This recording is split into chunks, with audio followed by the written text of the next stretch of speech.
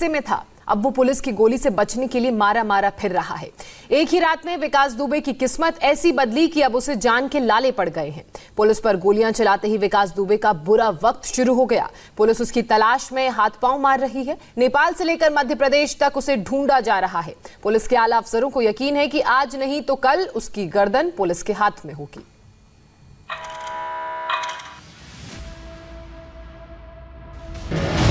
आगे आगे अपराध का सरगना विकास दुबे और पीछे पीछे यूपी पुलिस के जांबाज पुलिस वाले। शातिर क्रिमिनल जहां भी छुपा होगा, यूपी पुलिस उसे छोड़ेगी नहीं। विकास की तलाश में जगह जगह दबिश दी जा रही है। बड़े पैमाने पर छापेमारी चल रही है। एक एक सुराग को खंगाला जा रहा है। एक एक मुखबिर की खबर का एनालिसिस हो रहा है। 8 पुलिस वालों की हत्या करके विकास दुबे ने खुद अपने ही डेथ वारंट पर साइन कर दिए हैं। अब किसी भी पल, किसी भी समय ब्रेकिंग न्यूज आ सकती है, क्योंकि यूपी पुलिस को चाहिए विकास जिंदा या मुर्दा। देखिए, विकास दुबे की तलाश के लिए हमारी टीमें लगी हुई है। एसटीएफ का भी हम लोग मदद ले रहे हैं और बहुत महत्वपूर्ण हमको कड़ियां इसमें मिल रही हैं और अतिशीघ्र जो है इसकी गर्दन पुलिस के हाथों में होगी और ये कोई भी अपराधी पुलिस से बचा नहीं है और ये भी नहीं बचेगा। 3 दिन हो चुके हैं, लेकिन विकास कहां है किसी को पता नहीं। आखिर वो पकड़ा क्यों नहीं गया है? उसका जवाब है ये तस्वीरें। आशंका जताई जा रही है कि वो वेश बदलने में माहिर है। वो पुलिस से बचने के लिए अपना रूप बदल सकता है। वो किसान का गेटअप ले सकता है, रेहड़ी पर दुकान लगा सकता है, सिक्योरिटी गार्ड बन सकता है। विकास के मिजाज को जानने वाले कहते हैं कि वो वेश बदलकर किसी दूसरे प्रदेश में खेतों में मजदूरी या चने बेचने जैसे काम भी कर सकता है। एक केस में विकास फरार होने के बाद एमपी में एक परिचित के यहां कई दिनों तक रुका था, जहां वो बतौर कारोबारी काम करता रहा। यूपी में पुलिस को इस बात की भनक बहुत बाद में लगी थी। सबसे बड़ा चैलेंज पुलिस के लिए यह है कि वो खुद मोबाइल यूज नहीं करता है। ऐसे में उसकी लोकेशन को ट्रेस कर पाना आसान नहीं है। 2 जुलाई की रात को विकास के दिमाग में क्या चल रहा था, उसका भी खुलासा हुआ है और ये खुलासा किया है उसके साथ साथ चलने वाले दयाशंकर अग्निहोत्री ने, जो पुलिस की मुठभेड़ में घायल हो गया था, अब पुलिस के शिकंजे में है। दयाशंकर ने बताया है कि उस रात को विकास ने खुद उसकी राइफल छीनकर पुलिस वालों पर गोलियां बरसाई थी। क्या हुआ था रात में? विकास दुबे चलाएंगे साथ में थे? नहीं, हम तो इसको चला ही नहीं पाते। नहीं चला पाते थे उस दिन? हम तो वहीं रहते, क्या बनाते हैं। क्या हुआ था?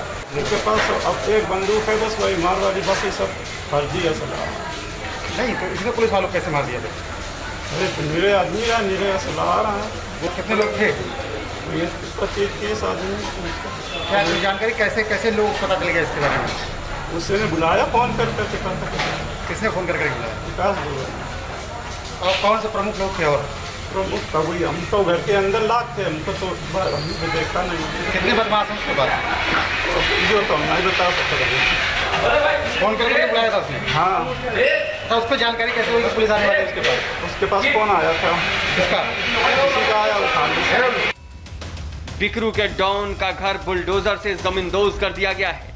इसी घर से विकास दुबे ने खूनी खेल खेला था और घात लगाकर 8 पुलिस वालों को शहीद कर दिया था। वारदात वाले दिन विकास के साथ 60 से 70 लोग हथियारों के साथ मौजूद थे। पहले छत से गोलियां चलाई गई और फिर सभी कूद कर नीचे आ गए और पुलिस वालों को सामने से गोली मारी गई। अब ये बात साफ हो गई है कि आखिर पुलिस ने डॉन के इस घर को क्यों ध्वस्त किया। दरअसल ये घर नहीं बल्कि हथियारों का अड्डा था। विकास इतना शातिर था कि उसने घर की दरों दीवारों में असलहे चुनवाए हुए थे। इसने दीवारों में, जैसे लोग ब्लैक मनी को दीवारों में छिपा के रखते हैं, इस तरह ये दीवारों में छिपा करके रखता है।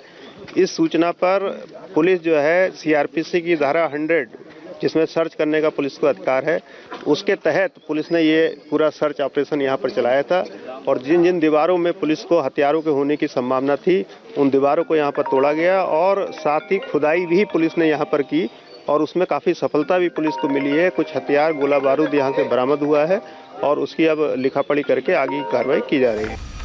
विकास के घर से तलाशी के दौरान 6 तमंचे, 25 कारतूस और 15 जिंदा बम के साथ 2 किलोग्राम विस्फोटक बरामद किया गया। दुबे के परिवार में 12 असलहों के लाइसेंस थे। ये सभी हथियार खुद विकास इस्तेमाल करता था।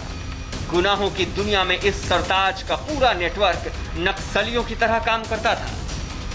वहाँ से हम लोगों को 6 तमंचे मिले हैं, अवैध शस्त्र मिले हैं, 25 कारतूस मिले हैं, लगभग 2 किलो विस्फोटक मिला है और भारी मात्रा में कील और रिपिट्स मिले हैं जिनसे वो बम बनाता था। 15 जिंदा बम मिले हैं और इस तरह की इस भारी विस्फोटक वहाँ रखा गया था और वो इतना शक्तिशाली हो सकता था कि उससे पूरा घर उड़ जाए।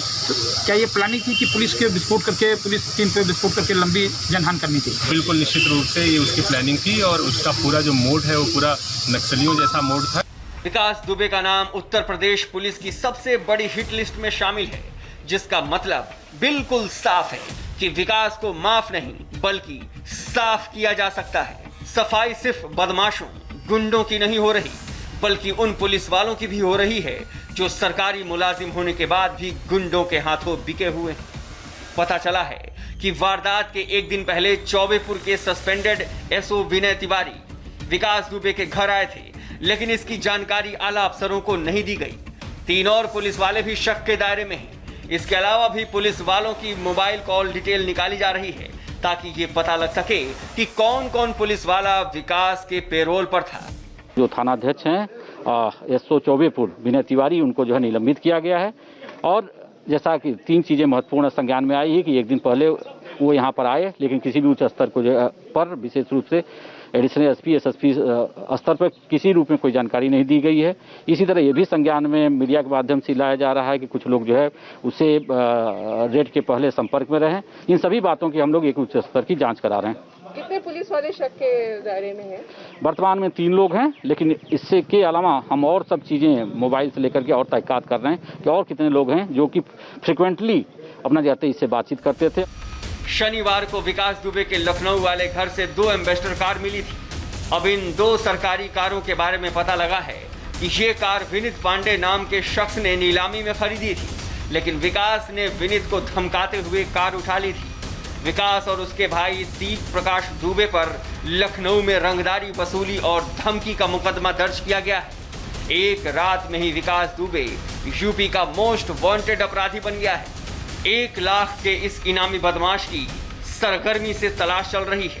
अपराध की दुनिया में 3 दशक तक वर्चस्व कायम करने वाला शातिर विकास कभी भी खल्लास हो सकता है। रुचि कुमार, इंडिया टीवी, कानपुर।